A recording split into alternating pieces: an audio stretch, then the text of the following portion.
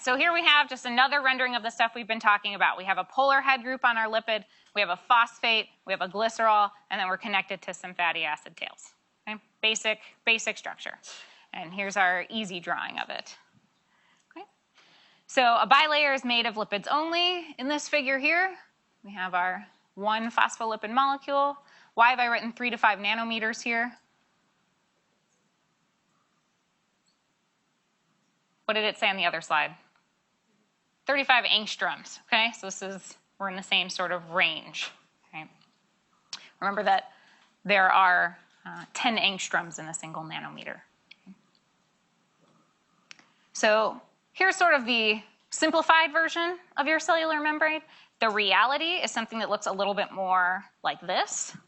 Okay, we have proteins embedded in the membrane. Some of them might be glycosylated. We have proteins inside the cell and outside the cell interacting with it. Maybe we have small lipid or molecules, cholesterols, steroids, things I wouldn't ask you about. Maybe you've heard it called the fluid mosaic model.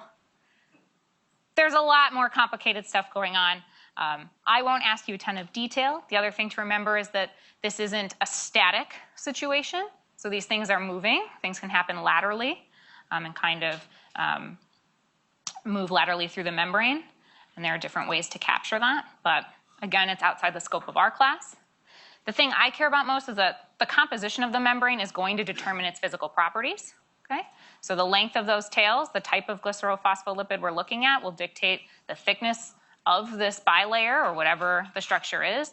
It'll dictate how fluid or rigid this is. The more proteins and things you have embedded in the membrane, the more anchored and immobile it's going to be. Surface charge is going to depend on that head group. I said you don't have to memorize them, but some of them have permanent negative charge and some don't. So think about what head group you have will determine what kind of charge you might have on your different lipid structures.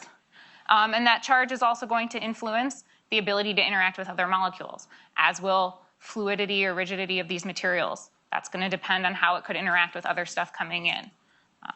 So it's sort of a general way to think about this stuff. Okay? Let's do a couple more slides. Okay, so cellular membranes. Eukaryotic cells have multiple compartments separated by membranes, not counting the plasma membrane itself surrounding the entire cell.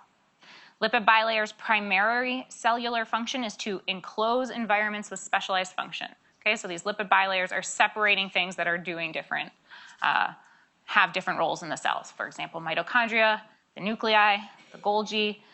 You could have vesicles that are filled with neurotransmitters. So we have lipid bilayers encompassing all of our different organelles as well as the overall cell here. Okay.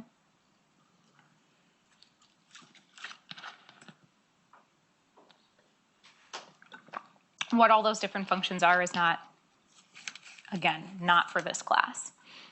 You just need to be able to, if we start talking about these different things, you need to know what I'm talking about. Okay? Different cells and organelles have different membranes. Don't memorize this table. So this is telling you what the exact lipid is for the mitochondrion, if we're looking at myelin, if we're looking at liver cells, red blood cells, what are differences in cholesterol, glycolipids involved in that. I don't need you to memorize this. What's important to me is that differences in individual lipid structure and membrane composition allow for the different functions. Okay? And I'll just repeat that again. It's the difference in the individual lipid structure, so that single lipid molecule, the length of its tail, whether or not it has unsaturated double bonds that can be part of reactions, what charge is on its head group, and also other things in the membrane itself, what proteins are there, is there glycosylation?